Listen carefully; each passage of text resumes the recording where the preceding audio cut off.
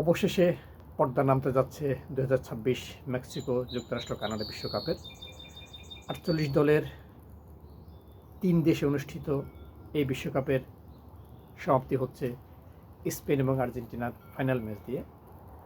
যে দল চ্যাম্পিয়ন হবে নিউ জার্সির ম্যাটলাইফ স্টেডিয়ামে, তাদের ভান্ডারে এটি একাধিক শিরোপা। অর্থাৎ আর্জেন্টিনা জিতলে এটি তাদের চতুর্থ বিশ্বকাপ জয় হবে, আর স্পেন যদি চ্যাম্পিয়ন হতে পারে তাহলে এটি হবে তাদের দ্বিতীয় শিরোপা। আর্জেন্টিনার এটি হবে ব্যাক টু ব্যাক শিরোপা, তারা 2022 সালে চ্যাম্পিয়ন, এবার তাদের শিরোপা ধরে রাখার মিশন। আর স্পেনের শিরোপা পুনরুদ্ধারের লড়াই, 2010 সালে যা তারা দক্ষিণ আফ্রিকার মাঠে পেয়েছিল, এবার তা তাদের যুক্তরাষ্ট্রের মাঠে ফিরে পাওয়ার লড়াই। এই পর্যন্ত স্পেন এবং আর্জেন্টিনা 14 বার মুখোমুখি হয়েছিল। 14 বারের মধ্যে তাদের জয় পরাজয় সমান সমান, অর্থাৎ আর্জেন্টিনা 2 বার, আর্জেন্টিনা 6 বার এবং স্পেন 6 বার চ্যাম্পিয়ন হয়েছিল। 2 বার 2 দলের খেলা ড্র হয়েছিল। আর বিশ্বকাপে এই দুই স্প্যানিশ ভাষাভাষী দেশের ম্যাচ হয়েছিল একবারই, তা 1966 সালে।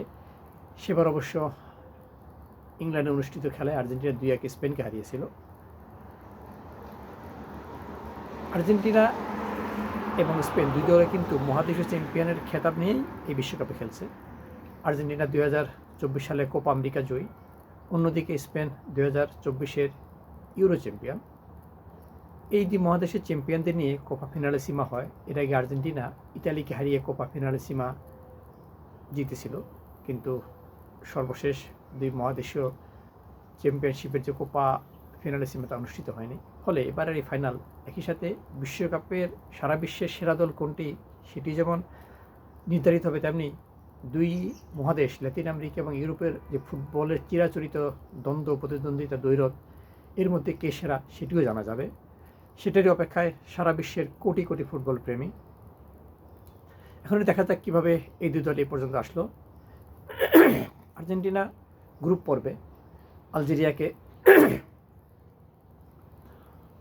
3-0 হারিয়েছে, এরপর অস্ট্রিয়ার বিপক্ষে 2-0 জয়। গ্রুপের শেষ ম্যাচে জর্ডানকে 3-1 গোলে হারিয়ে তারা নকআউটে আসে। নকআউটে তারা কেপ ভার্দেকে অতিরিক্ত সময়ের গোলে 3-2 হারিয়েছে। এরপর মিশরের বিপক্ষে 3-2 জয়, তা 2 গোলে পিছিয়ে থেকেও শেষ পর্যন্ত তারা 3-2 জিতেছে। শেষ 13 মিনিটে 3 গোলকে তারা ম্যাচটি বের করে নিয়েছে। সুইজারল্যান্ডের বিপক্ষে তাদেরকে জিততে অতিরিক্ত সময় পর্যন্ত খেলতে হয়েছিল। লিড নেওয়ার পর সুইজারল্যান্ড ম্যাচের সমতা আনে, এরপর আর্জেন্টিনা ইনজুরি টাইম পেরিয়ে অতিরিক্ত সময়ের গোলে জোড়া গোলে তারা ম্যাচটি বের করে নেয়। পরবর্তীতে তাদের খেলা ছিল ইংল্যান্ডের বিপক্ষে, সেই ইংল্যান্ডের বিপক্ষে তারা পিছিয়ে পড়েছিল। এরপর শেষ 10-12 মিনিটের ঝলকে তারা আবার ম্যাচটি জিতে নিয়েছে। এখন তারা ফাইনালে মুখোমুখি স্পেনের। এই স্পেন বিশ্বকাপের প্রথম ম্যাচে হোঁচট খেয়েছিল। শুরুর ম্যাচেই তাদের গোল শূন্যতে রুখে দিয়ে কেপ ভার্দে জানিয়ে দিয়েছিল তারা এবারে বিশ্বকাপের অন্যতম সেরা নতুন দল, সেরা অভিষিক্ত দল। এরপর তারা আর্জেন্টিনাকে নাকানি সেভেনে খাইয়েছিল। যাই হোক, স্পেন সেই ধাক্কা পেরিয়ে পরের ম্যাচে তারা সৌদি আরবকে 4-0 হারিয়েছে। এরপরে খেলে তারা উরুগুয়েকে 2030 এবং 1930 এবং 1950-এর চ্যাম্পিয়ন উরুগুয়েকে হারিয়ে 1-0 হারিয়ে তারা নকআউটে আসে। নকআউটে তাদের 3-0 জয় ছিল অস্ট্রিয়ার বিপক্ষে।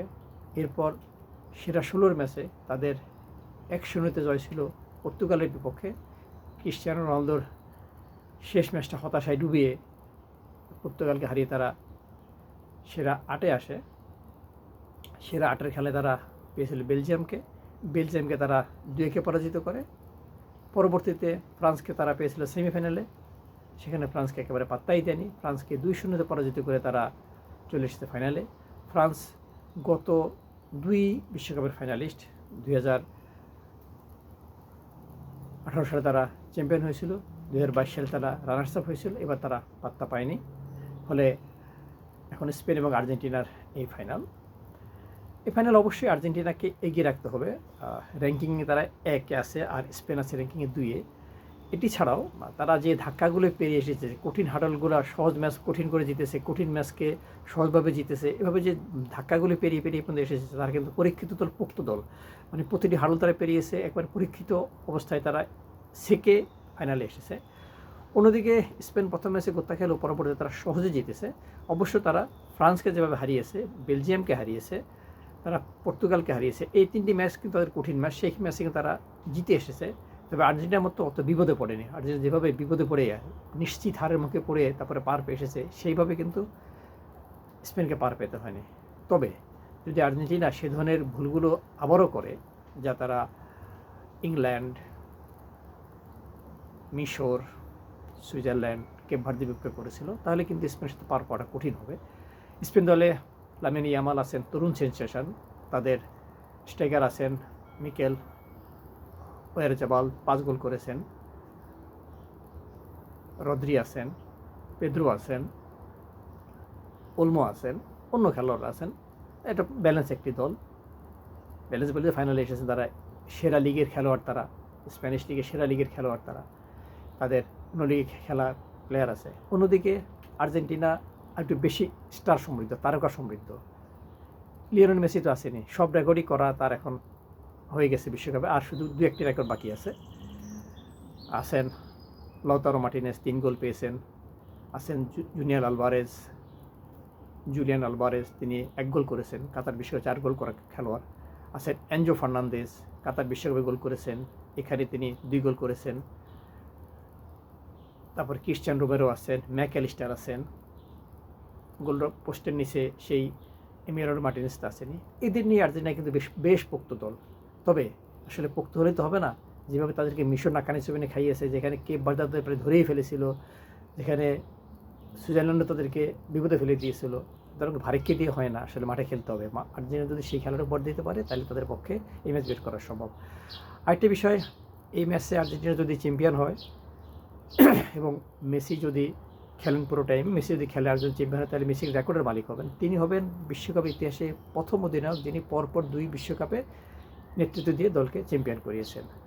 একই সাথে আর্জেন্টিনা এই টুর্নামেন্টে এই আসলে চ্যাম্পিয়ন হলে টানা 2বার বিশ্বকাপ জেতা ব্রাজিল এবং ইতালির সমকক্ষতা অর্জন করবে। ইতালি 1934 এবং 38 সালে বিশ্বকাপ জিতেছিল, ব্রাজিল জিতেছিল পরপর 2 বিশ্বকাপ 1958 এবং 1962 সালে। ব্রাজিলের এই 2 বিশ্বকাপ জয় ছিল 58তে ইউরোপের দেশ সুইডেনে, 62তে খেলেছিলেন নিজ মহাদেশের চিলিতে। আর ফ্রান্স কিন্তু 2 বিশ্বকাপই পরপর জিতেছে নিজ মহাদেশে, নিজ দেশে, প্রথমটি নিজ দেশে, পরেরটি ইতালিতে। আর আর্জেন্টিনাকে পরপর যে 2টি যদি জেতা হয় বিশ্বকাপ, তাহলে এটা হবে আরেকটি রেকর্ড, কারণ তারা 2 মহাদেশে খেলছে, নিজ দেশে না, ভিন্ন ভিন্ন মহাদেশে। একটি হলো তারা কাতারের মাঠে, এশিয়ার মহাদেশে কাতার মাঠে জিতেছে, এবার তারা যদি জিতে তাহলে উত্তর আমেরিকা মহাদেশ হবে, তাহলে এটুকু একটি রেকর্ড। দেখা যাক শেষ পর্যন্ত কী হয়। রফিকুল হায়দার ফরহাদ, নিউ ইয়র্ক, মার্কিন যুক্তরাষ্ট্র।